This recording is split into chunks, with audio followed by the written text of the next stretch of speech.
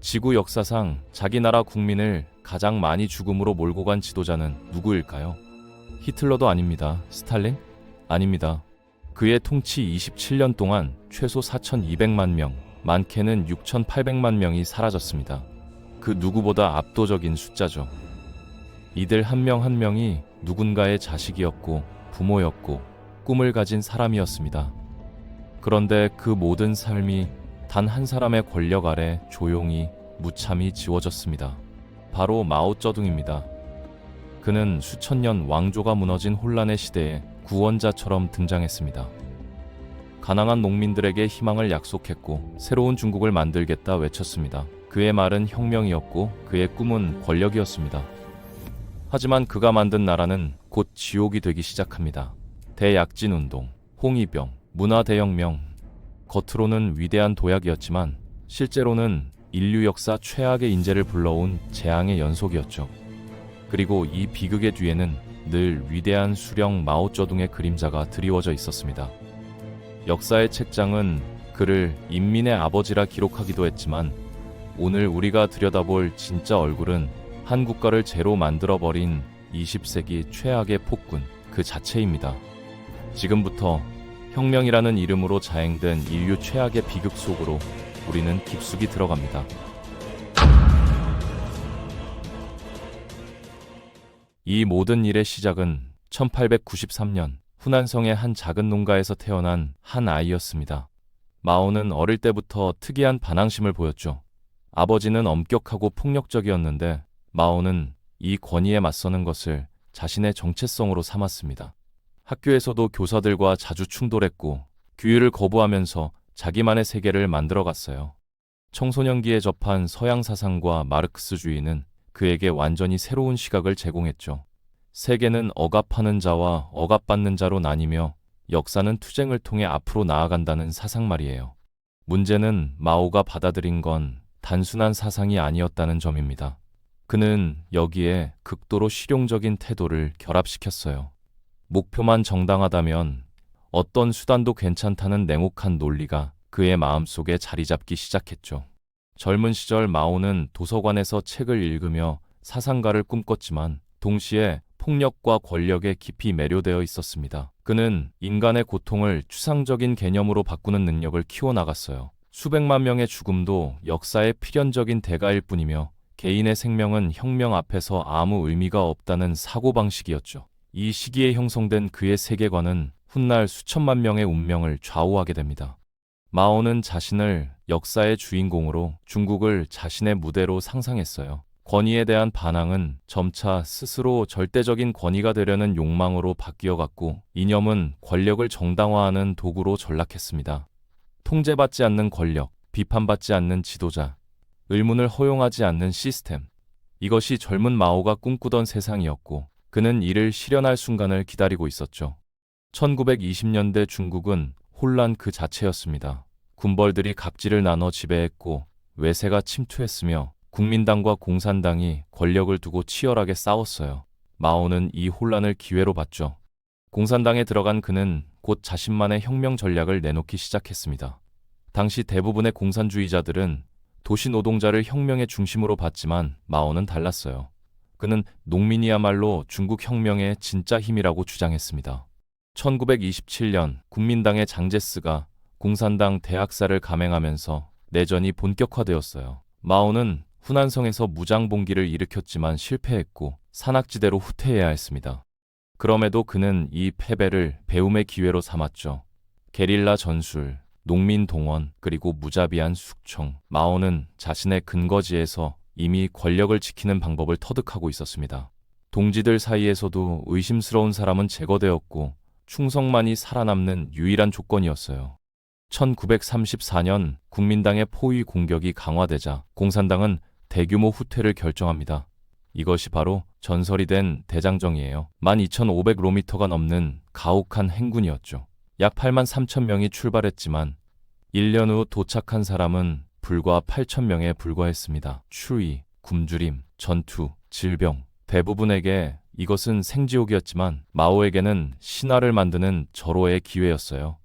대장정 과정에서 마오는 당내 권력 투쟁에서 승리하며 사실상 최고 지도자로 올라섰습니다.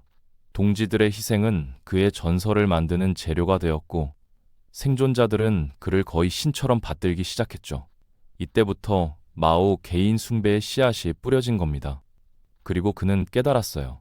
혁명의 이름으로, 생존의 이름으로 인간은 얼마든지 희생될 수 있다는 것을요.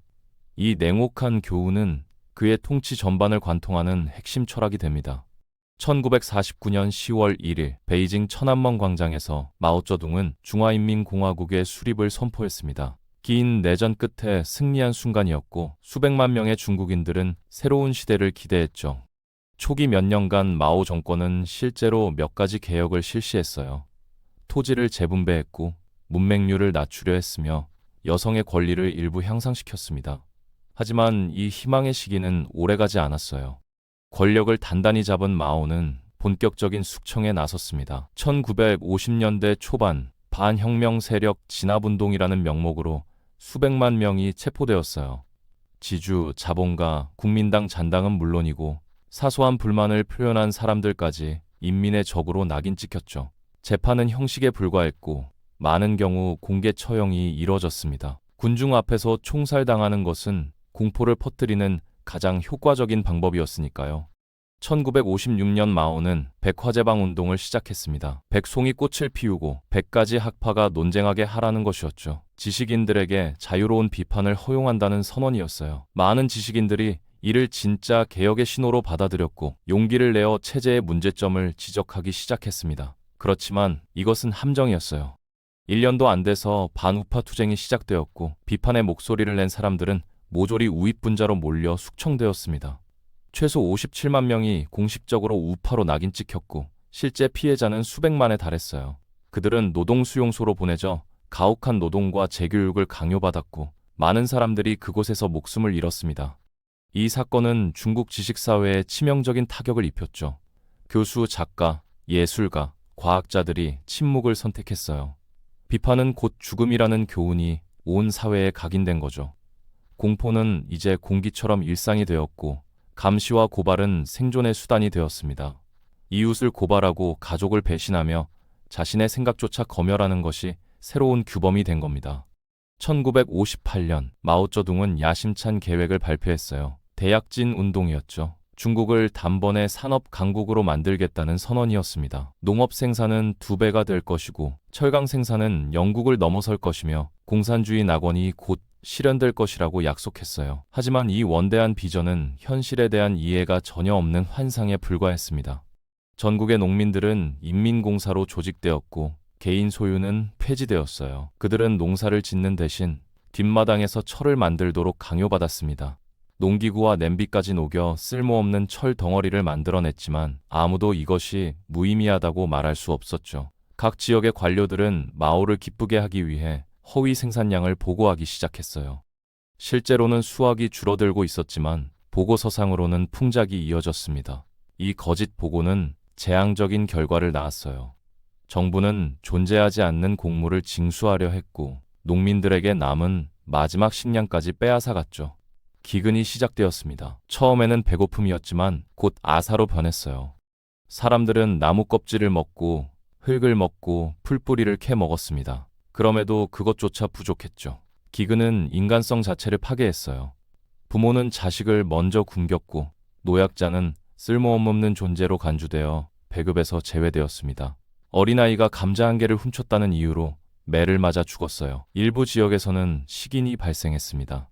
굶주린 사람들이 시체를 먹거나 심지어 살아있는 사람을 공격하는 일까지 벌어졌죠. 이것은 과장이 아닙니다. 역사학자 프랭크 디케터는 수천 권의 문서를 조사한 끝에 이 시기 중국에서 약 4,600만 명이 굶주림, 폭력, 강제노동으로 사망했다고 결론지었어요. 가장 끔찍한 것은 이 모든 일이 은폐되었다는 사실입니다. 진실을 말하려는 사람은 반혁명 분자로 몰렸고 도움을 청하는 것조차 금지되었죠. 마오는 기근의 보고를 받았지만 무시했습니다. 그에게 중요한 것은 자신의 정책이 옳다는 것을 증명하는 것이었지 인민의 생명이 아니었으니까요. 대약진 운동은 인류 역사상 가장 치명적인 인재로 기록되었습니다. 대약진 운동의 참담한 실패 이후에도 마오쩌둥은 자신의 책임을 인정하지 않았어요. 대신 그는 실패의 원인을 계급의 적과 수정주의자에게 돌렸습니다. 당 내에서 조심스럽게 비판의 목소리를 낸 사람들은 즉각 숙청 대상이 되었죠. 국방부장 펑더화이는 마오의 정책을 온건하게 비판했다가 실각하고 고문당했습니다. 진실을 말하는 것은 정치적 자살이었고 침묵만이 생존의 길이었어요. 지식인들은 특히 가혹한 대우를 받았습니다. 교수, 작가, 의사, 과학자들은 지식은 쓸모없고 노동만이 가치 있다는 논리 아래 농촌이나 노동수용소로 보내졌어요. 재교육이라는 이름의 강제 노역이었죠. 학자들은 짐을 지고 흙을 나르며 자아 비판문을 쓰도록 강요받았습니다. 많은 사람들이 굶주림과 고문으로 죽어갔지만 그들의 죽음은 기록되지 않았어요. 이 시기 중국 사회에서 지성과 비판적 사고는 철저히 억압되었습니다. 도서관은 폐쇄되고 책은 불태워졌으며 토론은 금지되었어요. 오직 마오의 말씀만이 진리였고 그의 저작인 홍보는 모든 문제의 해답으로 여겨졌습니다. 사람들은 생각하는 것을 멈추고 복종하는 법만 배웠죠. 가족 관계조차 공포 정치의 도구가 되었습니다. 자녀는 부모를, 학생은 교사를, 이웃은 이웃을 고발하도록 권장되었어요. 의심은 미덕이 되었고 충성의 증명은 타인의 배신을 통해 이뤄졌습니다. 어떤 사람은 살아남기 위해 가족을 팔았고 어떤 사람은 양심의 가책에 스스로 목숨을 끊었죠. 이 시기 중국은 거대한 침묵의 왕국이 되었습니다. 수억 명이 살고 있었지만 진실을 말하는 목소리는 하나도 들리지 않았어요. 공포는 체제가 아니라 문화 자체가 되었고 사람들은 스스로를 검열하고 스스로를 억압하는 존재로 변했습니다. 인간의 존엄은 완전히 짓밟혔고 독립적 사고는 사라졌죠. 이것이 마오가 만들어낸 새로운 인간상이었습니다. 1960년대 중반 마오쩌둥의 권력은 약화되고 있었어요. 대약진 운동의 참혹한 실패 이후 당내 실용주의자들이 부상했고 마오의 급진적 정책들은 비판받기 시작했습니다. 다만 마오는 권력을 포기할 생각이 전혀 없었죠. 1966년 그는 자신의 권위를 다시 절대화하기 위한 새로운 운동을 시작했습니다. 문화 대혁명이었어요. 낡은 사상, 낡은 문화, 낡은 풍속, 낡은 습관을 타파하라. 마오의 선동 아래 수백만 명의 젊은이들이 홍위병으로 조직되었습니다. 대부분 학생들이었던 그들은 마오의 말씀을 절대 진리로 받들며 기존 질서를 파괴하는 것이 혁명이라고 믿었어요. 학교는 문을 닫았고 젊은이들은 거리로 쏟아져 나왔습니다. 그들의 손에는 마오의 어록이 들려 있었고 그들의 눈에는 광기가 서려 있었죠. 홍위병은 먼저 지식인과 교사들을 공격했어요. 교수들은 교실에서 끌려나와 공개적으로 모욕당했습니다. 그들은 높은 모자를 쓰고 거리를 행진하며 자아 비판을 강요받았어요. 매질과 고문이 일상화되었고 많은 사람들이 이를 견디지 못하고 자살했습니다. 유명한 작가 라오서는 연못에 몸을 던졌고 수많은 학자들이 스스로 목숨을 끊었어요. 폭력은 곧 전국으로 확산되었습니다. 사찰과 문화유산이 파괴되었고 수천 년의 예술품과 고서들이 불태워졌어요. 부르주아적이거나 봉건적이라고 간주된 모든 것이 공격 대상이었습니다. 음악, 그림, 문학, 심지어 가족의 조상 사진까지 파괴되었죠. 중국의 문화적 유산은 단 몇 년 만에 돌이킬 수 없는 손상을 입었습니다. 당 간부들과 관료들도 예외가 아니었어요. 마오에게 충성하지 않는다고 의심받는 사람은 누구든 숙청되었습니다. 류사오치 국가주석은 실각하여 연금되었고 의료 지원도 받지 못한 채 비참하게 죽었어요. 덩샤오핑은 2차례 숙청되어 농촌으로 추방되었습니다. 권력의 정점에 있던 사람들조차 하루아침에 인민의 적이 될 수 있었죠. 문화대혁명 기간 동안 약 155만에서 210만 명이 살해되거나 자살했고 수천만 명이 박해를 받았습니다. 가족은 해체되고 사회는 파편화되었으며 신뢰는 완전히 무너졌어요. 중국 전체가 집단 관기에 빠져 스스로를 파괴하고 있었죠. 그리고 이 모든 혼란의 중심에는 한 사람이 있었습니다. 마오였죠. 그는 홍위병의 집회의 모습을 드러내며 자신이 여전히 혁명의 영원한 지도자임을 과시했어요. 권력을 위해 국가 전체를 희생시킨 겁니다. 1976년 9월 9일 마오쩌둥은 82세의 나이로 사망했습니다. 그의 죽음과 함께 문화대혁명도 공식적으로 종결되었고 중국은 천천히 정상화의 길로 들어섰어요. 덩샤오핑이 권력을 잡으며 개혁 개방 정책이 시작되었고 중국은 경제적으로 급속히 성장했습니다. 오늘날 중국은 세계 2위의 경제 대국이 되었죠. 그렇지만 마오쩌둥에 대한 평가는 여전히 복잡합니다. 중국 정부는 그를 70%는 옳고 30%는 틀렸다고 공식적으로 평가해요. 그의 초상은 여전히 천안문 광장에 걸려 있고 그의 시신은 기념관에 안치되어 있습니다. 많은 중국인들은 그를 현대 중국의 창건자로 기억하고 일부는 여전히 그를 숭배하죠. 그러나 그는 수천만의 희생자 가족들에게 있어 용서받을 수 없는 학살자입니다. 역사적 사실은 분명해요.